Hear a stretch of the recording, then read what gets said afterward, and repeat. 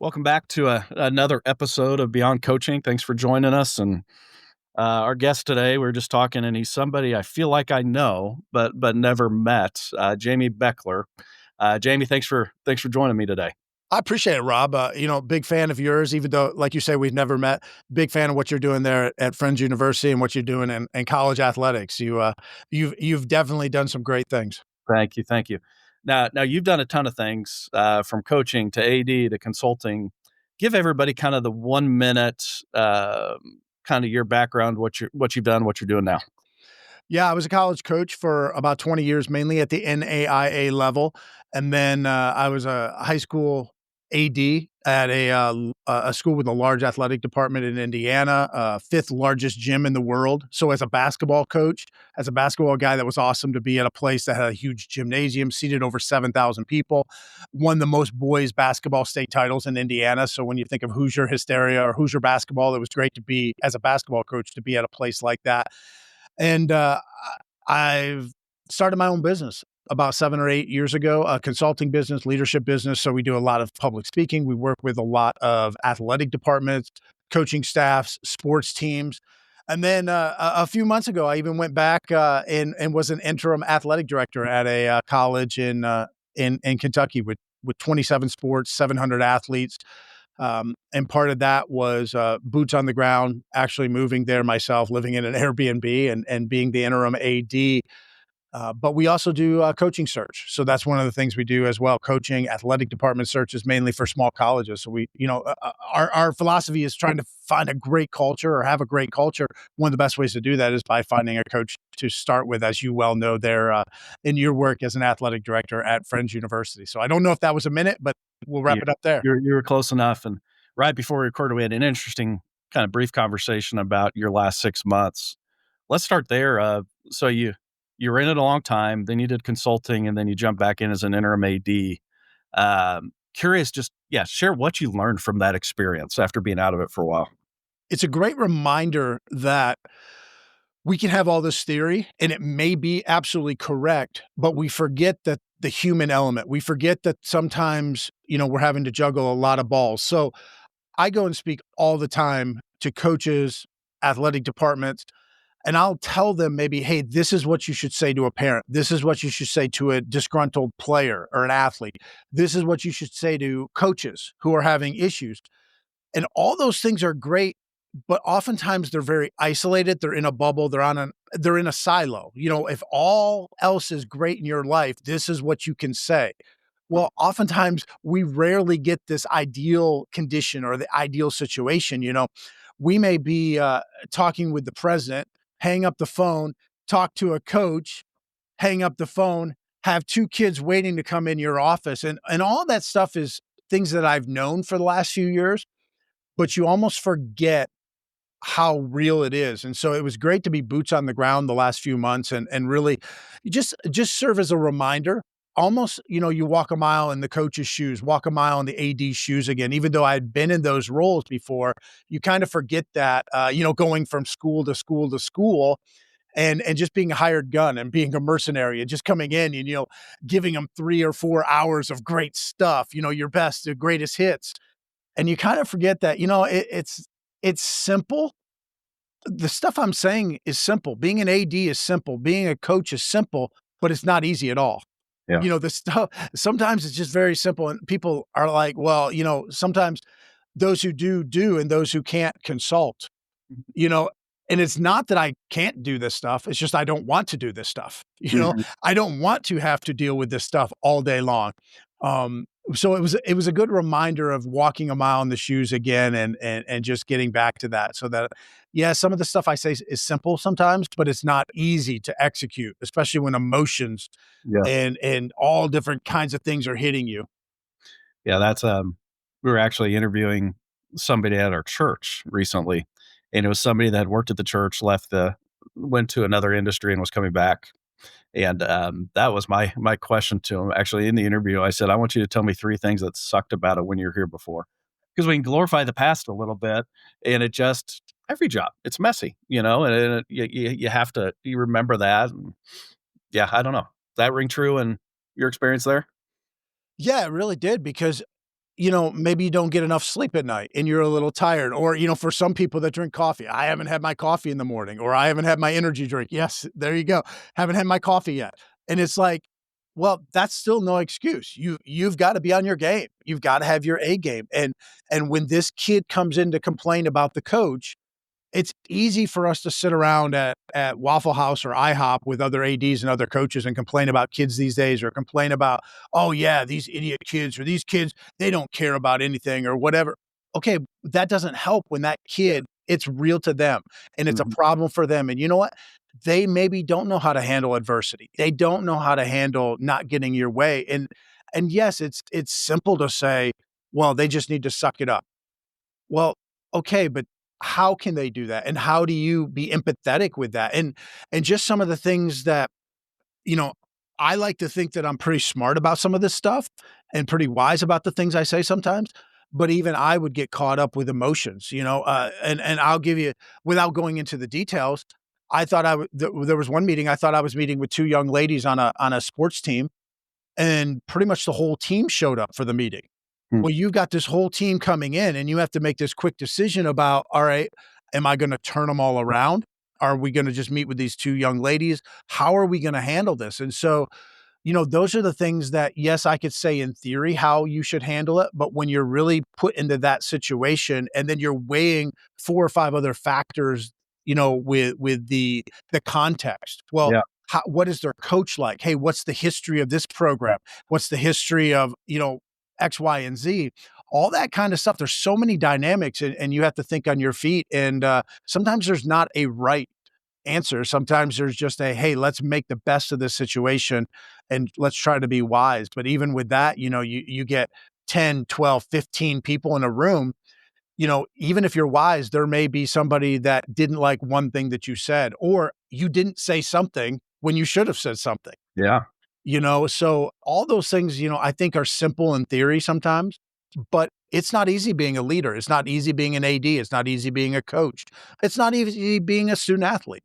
Mhm. And so we forget as coaches and ADs sometimes what it's like to be a student athlete. And sometimes, you know, it sound we are old man get off my lawn. We're the old man yelling at clouds. Well, back in my day, well, we forget that we complained about our coaches too, Sure. and we forget that we weren't perfect, but we forget that. We're very similar to the kids nowadays. We had issues. We didn't like everything that a coach or our parent or somebody in our life did. And we didn't always react perfectly, but yet we act like, well, the kids nowadays should act perfectly. Oh, they're the problem. No, they're not the problem. They might be slightly different than we were, but still every generation is Yeah. has issues, and every generation doesn't know how to live life until they've lived life. It's not all that easy. And so it was good to get back on campus to a degree and be reminded of that. Yeah. I'm jotting a few notes because there's a few routes I want to go with all you just said. If you don't mind, because I had that exact same situation a few years ago. Thought I was meeting with two. The whole team shows up. Would you? Let's Yeah. trade stories here, if you don't mind. How'd you handle it? As much as you can share without breaking. Yeah, the meeting started about 5 minutes late because it took me about 5 minutes. I was bouncing it off the 2 assistant ADs who were going to be meeting with the 2 athletes as well, the 2 captains, I should say, of this team. And pretty much not the entire team, but a large part, about 12 people came in on a team of about 20. And, it took me about 5 minutes to make a decision because I wanted to go through I don't like taking too long to make a decision, because, sometimes perfection can be the enemy of good, and we overanalyze, but I wanted to go down the rabbit hole of what are l practically, what are some of the worst things if I turn this whole team away? Mhm. And what I ended up deciding was, all right, if I turn this whole team away, there's probably gonna be a number of these players that have grievances that they're gonna complain about, and knowing the history of the program, um, I felt like, you know what, let's address these head on, and so we decided we had a conference room there, we decided to go in. Now, what I did was I addressed mainly the 2 captains. Mhm. I wanted the 2 captains to be the ones that talked the most, and I told them to start off with the whole team. I said, "I wasn't expecting this. I'm a little frustrated that all of you would come in, because this does look like," and then what I did was I didn't tell them what it looked like, but I asked them, "What does this look like if you were in my position and nearly the whole team comes in, what would you be thinking as the head coach?" And I wanted them to get to the point of almost like a witch hunt, almost Mhm. like a bunch of people showing up at the gates with, you know, torches and stuff. And they kind of understood that. It doesn't mean that the meeting was perfect, but it was really just an air your grievances type thing. Yeah. And so we went down point by point some of the things, and without getting into details, for the most part, it was a very good meeting. Those 2 captains really, saw things differently and had a better perspective, but there was 2 young ladies in the meeting that didn't talk a lot, but they said a few things, and they did not like the meeting. Mhm.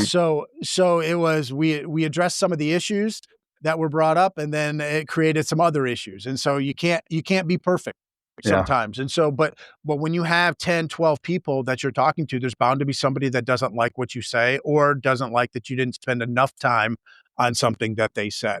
Yeah. Um, and so you've gotta not necessarily walk on eggshells, but you've gotta have your head on a swivel. You've Mhm. gotta be very wise. You've gotta remove emotion from Mm. it, both from you, definitely from you. I can't go into a meeting with emotion, and I had a little bit of frustration, Absolutely. As you should. um, Yeah. but I probably needed to be even more calm than I was. But you also have to do all you can to minimize the emotion with those athletes Mm. because it is emotional for them.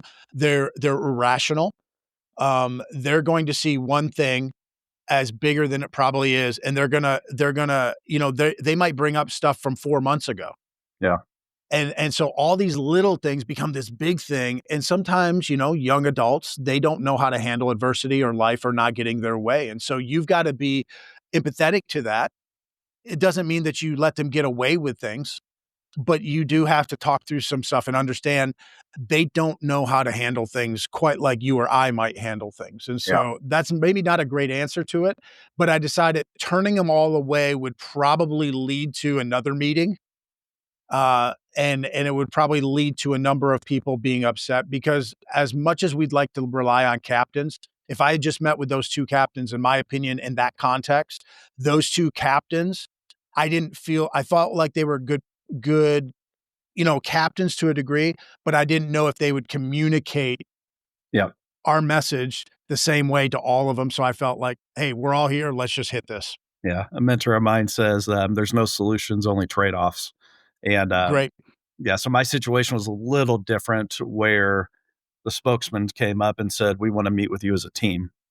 And, I thought about doing exactly like you did it because I wanted everybody to hear the same thing, because there's always risk in that, but I actually decided to go the opposite way of, I will meet with every one of you, but it'll be in groups of 1 or 2, because not everybody will hear have their voice heard, and there's so many people of, "Oh, everybody thinks this." No, no, they don't.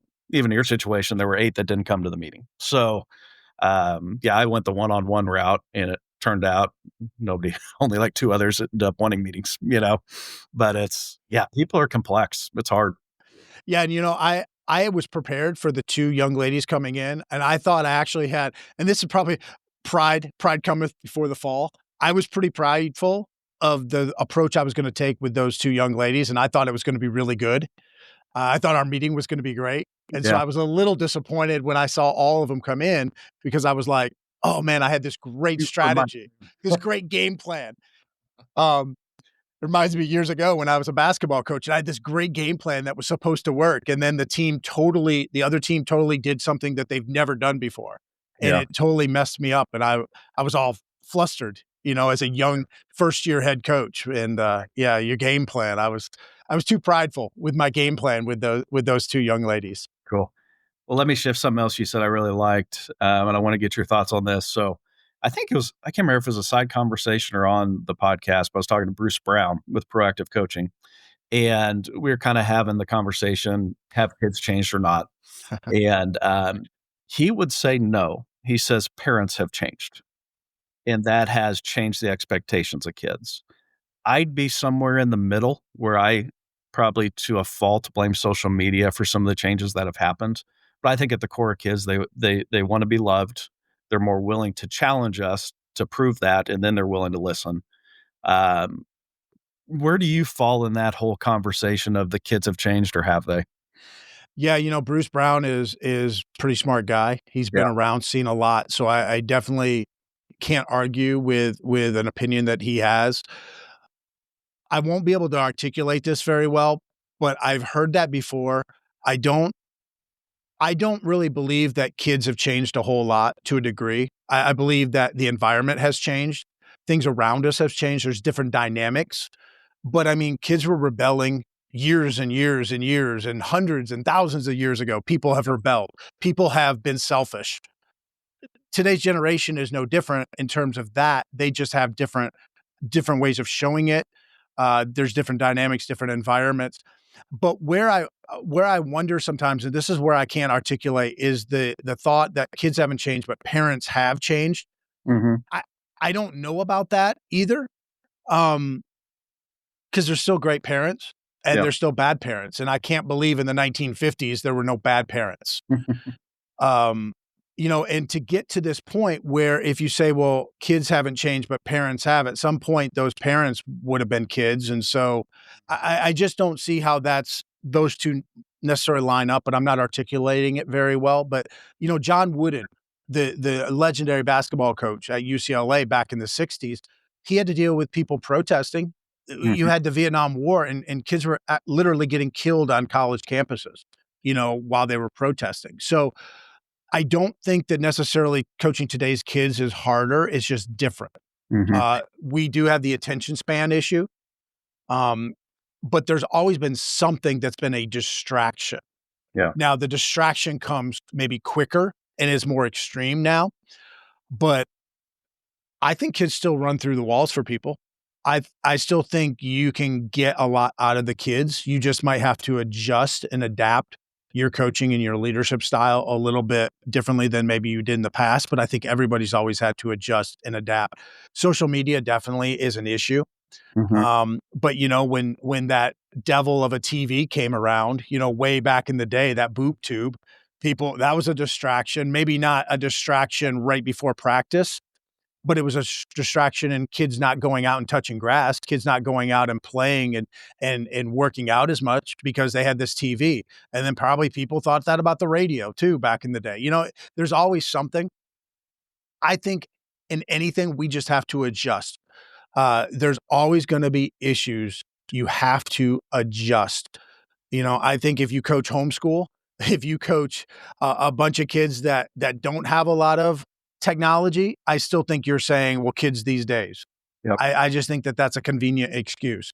Find ways to reach people. Find ways to inspire people. If I'm a coach and I have a 2-hour practice and I'm not prepared and I'm boring and I have kids sitting out most of the time or it's just a terrible practice, I can't blame social media and I can't blame kids these days. No, that's my responsibility to find Yeah. a way to engage our players. And I see way too many boring practices or even a boring speech. If I go and come to Friends University and talk with your student athletes in an auditorium, talk with your coaches in a workshop, and half of them are falling asleep. That's not because they didn't get enough sleep the night before. Oh, kids these days are, oh, Friends University, their coaches don't care. No, it's because I was boring. I Mhm. didn't I didn't keep them engaged. That's my responsibility. Yeah. I couldn't agree with you more. And I think I think that one of the changes is the onus is on us. There's more capturing their attention, and the onus on us is to engage. I'm glad you said that. I argue with people that all the time. I think that's on us, not on them. But there's one other thing you said. What was it? Um, I do think so. For a while, I worked as a VP of student life and dean of students, so geeked out on student developmental research, and I do think there's a piece of kids are college sport, especially at the higher levels, are being professionalized. But we have these kids at such an interesting developmental stage where the first half of college is very self-focused. And how do you go from independent and interdependent with others and live in community. So it's like in some ways we're trying to fast forward that developmental process, but they're still where they're at. So, and I don't know what to do with that. You just do the best you can, but it does blur the lines a little bit. Well, and I'm not the most educated person when it comes to academia, Yeah. but, the development of the human brain, the frontal cortex, all this kind of stuff, just because these athletes, you know, look like adults, get paid like adults in some aspects, perform like adults, doesn't mean that they're at that maturity level that matches up with their body sometimes. Mhm. Um, and yes, they might be maturing or they might have more access to information than ever before.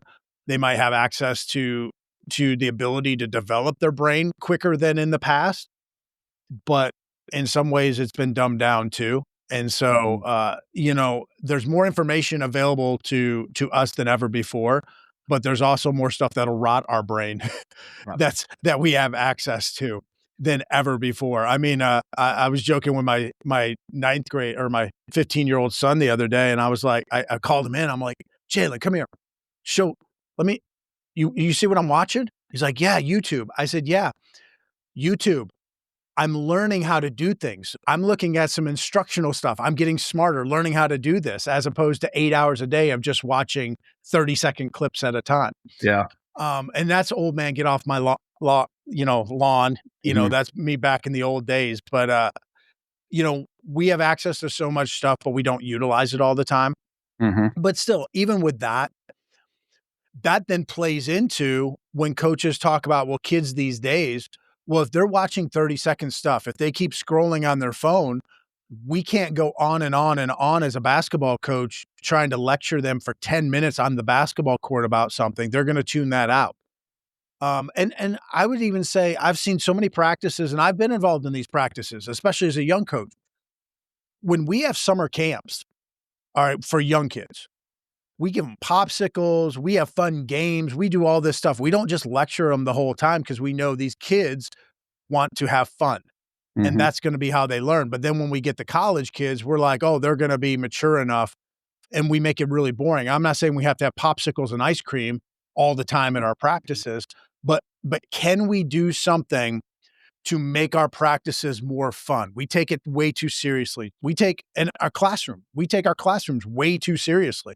I feel like most of our college and high school classrooms are that scene from Ferris Bueller's Day Off with Ben Stein. Anybody, Bueller. Like he's boring everybody.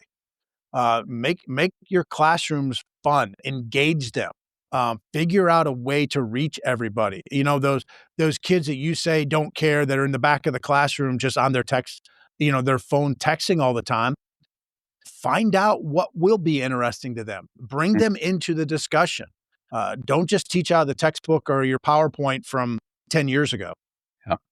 So I'm gonna segue a little bit, but I wanna go to your coaching search side. So with Impactful Coaching Project, we talk about 3 C's: competence, care, constant.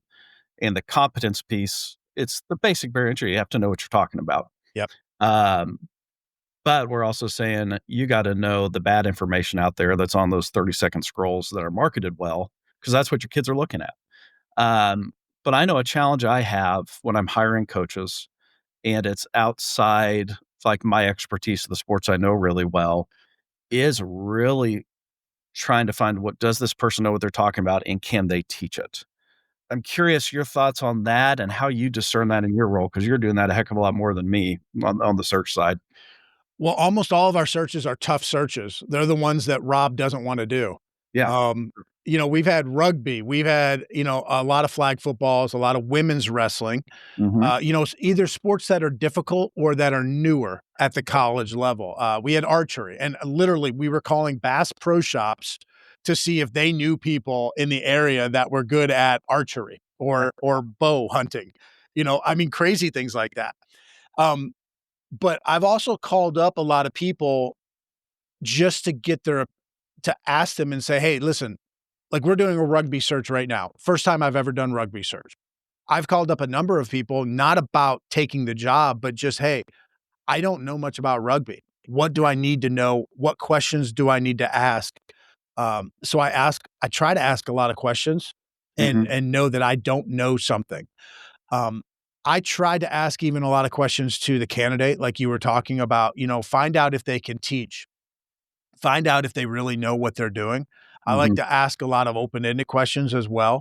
Certainly you can ask specific questions, if there's one or two really specific questions. So for instance, we did esports, um, an esports search, and you might ask a coach, how do you feel, or a director of esports, how do you feel about remote coaches?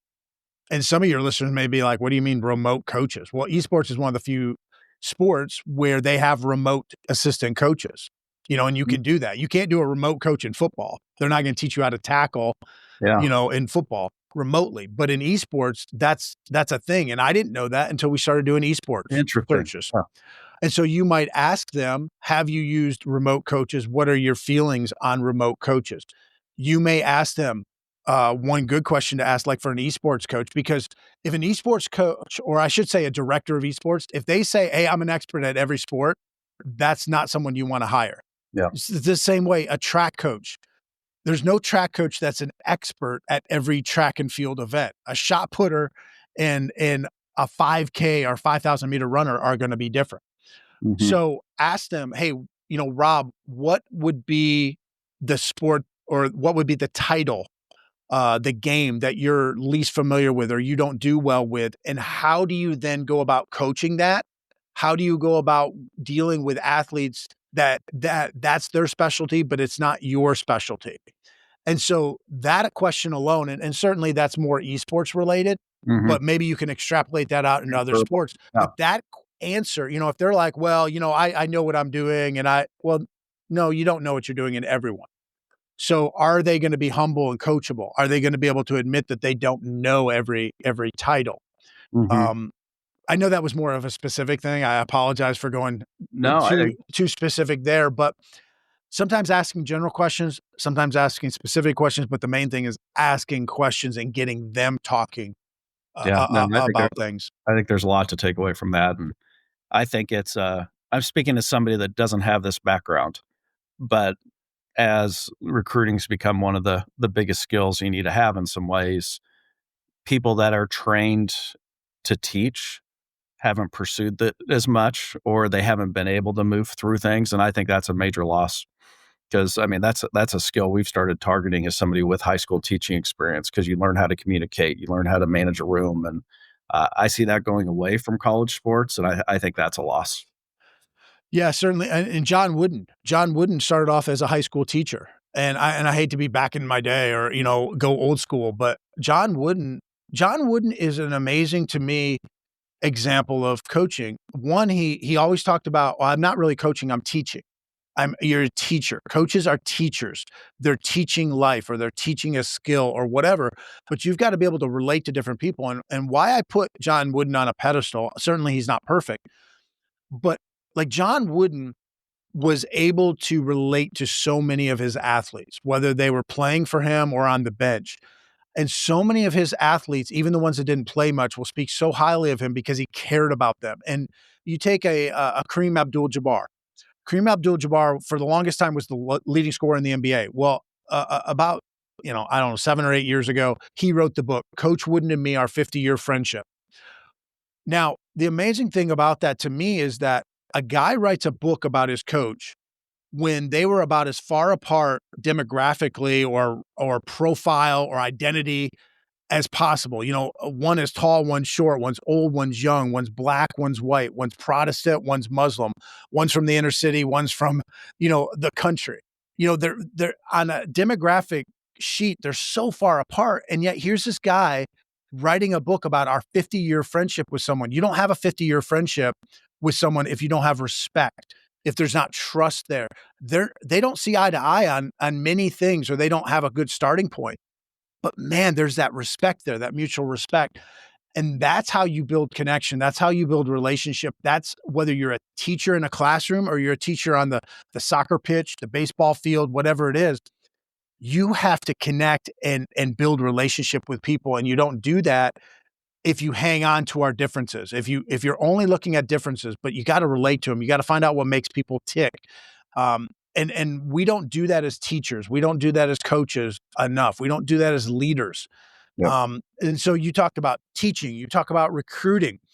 I see so many college coaches that recruit, they send emails or they do things like they would do as a 45-year-old or a 50-year-old or a 35-year-old. And it's like, well, you're talking to a TikTok teenager.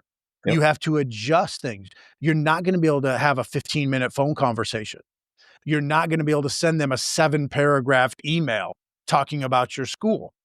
It might be a great email, but they're not even going to read it because they're looking at their phone and it's like, oh my gosh, what am I, in English class? This is like a dissertation. This is like a novel I got to read. We don't adjust, but we don't think about the people we're working with and interacting with and meet them on their level. Yeah. Well said. All right. I got two more things I want to go down some rabbit holes with. But I'm hopeful that we may need to have more conversations like this too. So one, curious, kind of learn more from your experience. Your tagline on everything I see is success is a choice. Curious learning the backstory on that, and if there was a defining personal moment or just, how that saying came to be so important to you. It's, I'll admit I stole it from Rick Pitino. He wrote a book years and years and years ago. Um, Success is a Choice. I thought it was I liked the book. I thought it was an amazing title. And every team that I coached, that was kind of our tagline, was success is a choice. And then it became more and more about, I've always been somebody that places a high emphasis on personal responsibility. Sometimes my wife will say too much. Sometimes I'll be like, well, it's always choices, always decisions. Mhm. Yes, sometimes environment, sometimes different things come into play. But for the most part, I believe very strongly that our individual choices all the time lead to our habits, and our habits lead to results, good or bad. And we're a result of our habits. We're the sum result of our habits, our choices. And so a year from now, we'll be better or worse based upon decisions we make today, tomorrow, and so on.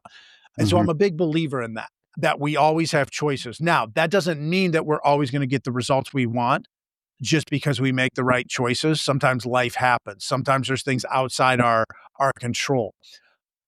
But I also look at it as being those choices, making as many right choices as possible will lead to positive habits. And at the end of the day, those positive habits will lead to more positive outcomes than negative outcomes. Um, but y- I think that way to myself all the time. I mean, I wear a wristband. I wear a rubber wristband every day. Success is a choice. And I try to remember that, you know, people talk about mental toughness a lot. I don't think mental toughness is doing things right all the time or being perfect, but I think sometimes mental toughness is bouncing back quicker than you normally would have. I think resiliency sometimes is bouncing back or returning to normal as quick as possible. And that's going to vary for everybody. But what is your baseline? What is your consistency? What is normal? And then bouncing back to that as quick as possible. It doesn't mean that you don't have a bad thought. It doesn't mean that I do a lot on Twitter or on X. There are a lot of comments I will get that I just would want to respond back to and just hammer them. And it doesn't mean just because I might be mentally tough or because success is a choice that I never have those thoughts. It's that I snap out of it a little bit quicker than some people and I delete that tweet before I hit send, where other people might hit the send button, or post button or whatever. I'm able to bounce back or come back to, nope, this isn't what I'm about. This isn't what I want to do. Or, okay, I've got to rewrite this. So I'm able to bounce back, but that didn't happen when I was 16. Mhm. And what I did when I was 16 was better than 13. And what I did at 21 was better than 16. So it's a process. And I'm big into the process and the journey stuff. So that was a little bit of a longer answer probably, but yeah, I stole it completely from Rick Pitino. And if he's listening, Rick, I'm sorry. I appreciate it. Rick, if you're But listening, you should come on the next podcast with us. Rick, I Well, will be glad. You know what? Let's talk about this. Bring me out to St. John's. We'll talk about it. I'll bring a bucket load of wristbands for you, red wristbands for St. John's. We can talk about it there like men. That'd be a fascinating guy to talk to. Just, I mean, there's warts there, obviously, but to be successful for so long at so many different schools, just unbelievable. Yeah, now I wish that he had made some different choices personally about some things, Yeah. but as a basketball coach, it doesn't get much better than him. He's absolutely a great coach. He could sell, ketchup popsicles to a woman wearing white gloves. Yeah. I mean, he can sell anything. Um, but that's a great example too of, we do put people on pedestals and they're humans and they make mistakes, but by and large, I think the stuff that he says and at least from a basketball standpoint has been great. And he's been a good model of a basketball coach at least. Yeah. No doubt. Let's talk a little bit about, I mean, one of the reasons Dustin and I started doing this ICP thing is we were young coaches without a lot of resources that leaned on each other, but had a lot of expensive experience. Where if we had a mentor, it might have changed the game for us a little bit. In your work now, you're getting touch points with a lot of coaches. I assume a lot of ADs. What are the common mistakes you're seeing by young coaches of saying, "Hey, dude, if you just young coaches, if you'd avoid these two things or just listen to me, your life's going to be a lot better." What comes to mind? It's not just young coaches, Rob. Yeah, I true. mean, it's older coaches, veteran coaches, successful coaches, like wins and losses wise, they still struggle. The two biggest ones that come to mind right away is one is I don't think we're coachable. We Mhm. want our athletes to be coachable, but we're not coachable. We're stuck in our ways. Hey, this is the way it's always been done. Hey, I'm smarter than you. Well, shoot, you should be smarter than your athletes. That's not the question. The question is it's not about are you right? It's about are we right? Are we going in the right direction? And a lot of times as coaches, man, I want to be right. And, Mhm. and and you know what? Sometimes we're dead right. Yeah, I'm right, but I turn off my team. Yeah, I'm the know-it-all. And that's how I was my first coaching experience. I mean, I was a young coach. My second year, I'm coach of the year, and the conference was 16 teams in it. I'm coach of the year, and the fourth year, they allowed me to take my talents elsewhere. I was too stubborn and not coachable. So coachability is one of the biggest things. The second thing, and we kind of talked about this earlier, but I think as leaders, and we see a terrible example from our politicians who are supposed to be leaders. We see a terrible example from our coaches as well, or our teachers, or our administrators in school. Leaders, it may not be your fault, but it's 100% your responsibility to figure out solutions and to find a way to move forward, to get the best out of people. Good leaders make situations and people better. It's not about blame. It's not about credit. It's about moving us forward and getting us where we need to be. And I think leaders, whether it's politicians, coaches, CEOs, we're so worried about who's right, who's wrong, who gets the credit, who gets the blame. No, it's about making situations better. Yes, there is a part of we've got to figure out why this went wrong, but oftentimes we are responsible for that.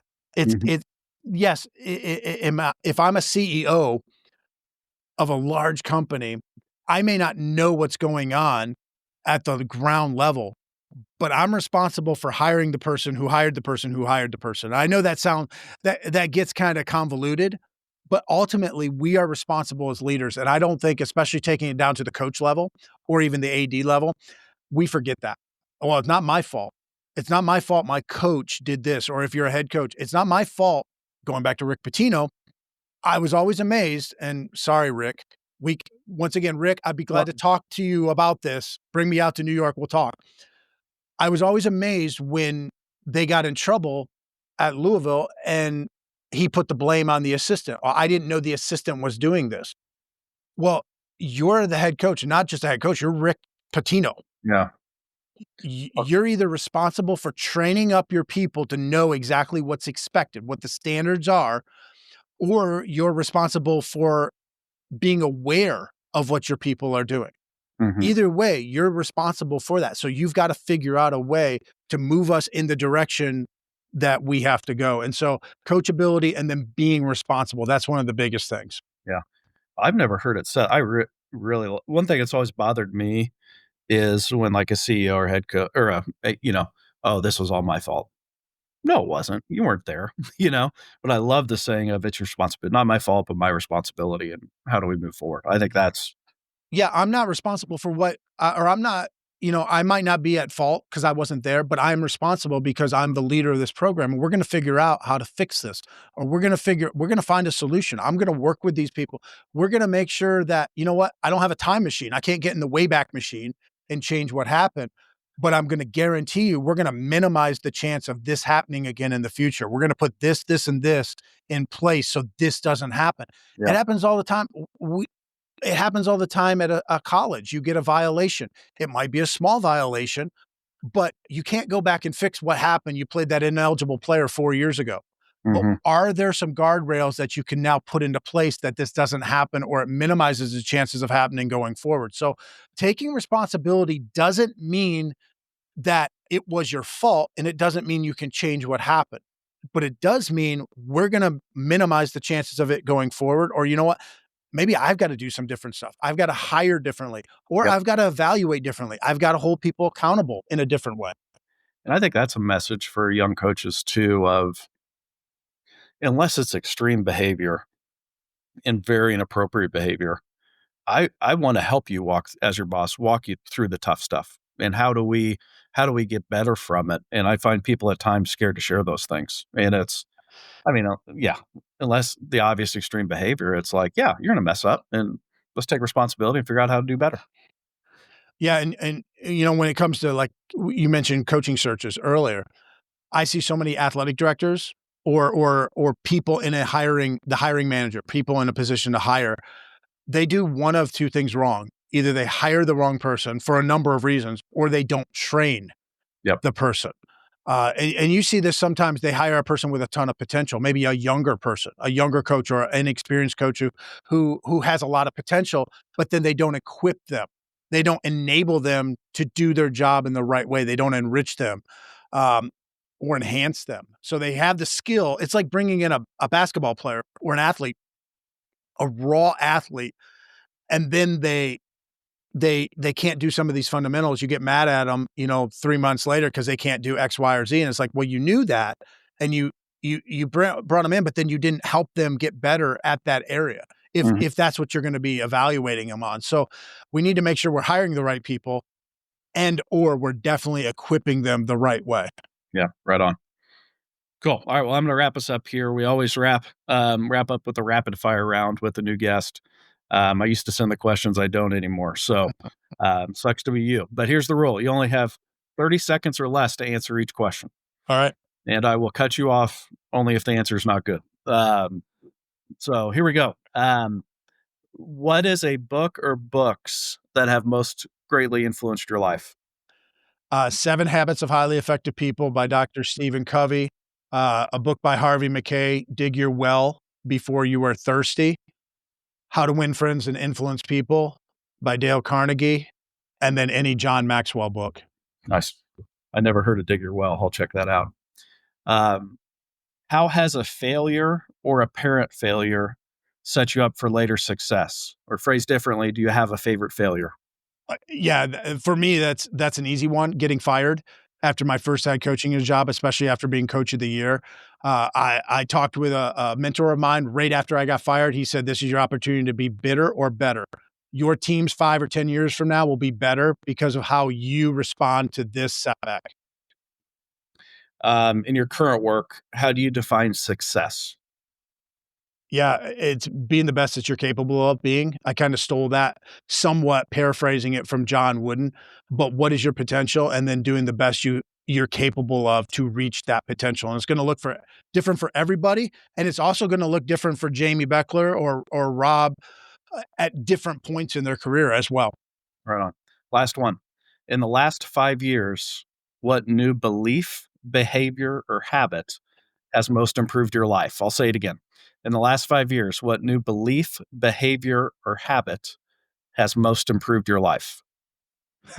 This is the one that came to mind the first. I'm not sure it's the most important, but I've started scheduling. I have to schedule all phone calls, podcast interviews, everything. I have to schedule everything on my calendar or else it won't get done being an entrepreneur. but I've started scheduling 45-minute phone calls instead of an hour. So 45 minutes, that has meant a ton to my daily schedule and been more efficient and got more productivity out of just scheduling 45 minutes instead of hour-long phone calls. Sounds stupid. I did the same thing. Life-changing. Yeah. Cool. Well, hey, this has been awesome. Any final thoughts before we call it wraps? I just appreciate you letting me come on, and I know you have a lot of leaders, educators watching this, so I encourage you guys, keep fighting, keep growing, keep developing, and stay encouraged. What you're doing matters. It may not always seem that way, especially when you're dealing with young adults or teenagers, but stay encouraged because it does matter. Right on. And if people want to follow up with you, we'll put your contact stuff in the show notes. But where can they look you up if they want to look you up? Yeah, if you're a twit, if you like to be on Twitter a little bit, at Coach Bechler. At Coach Bechler is where I spend most of my time. Okay, cool. All righty, Jamie. Have a great day, and thanks for joining me. Thanks, Rob. All right. Thank you for listening to another episode of Beyond Coaching. Beyond Coaching is a podcast developed and produced by the Impactful Coaching Project with the support of Friends University. The Impactful Coaching Project seeks to develop coaches that coach the whole person and is the thought leader in coaching the 21st century athlete. The Impactful Coaching Project produces training, information, and research to help coaches improve. To see more information, go to impactfulcoachingproject.substack.com. Thank you.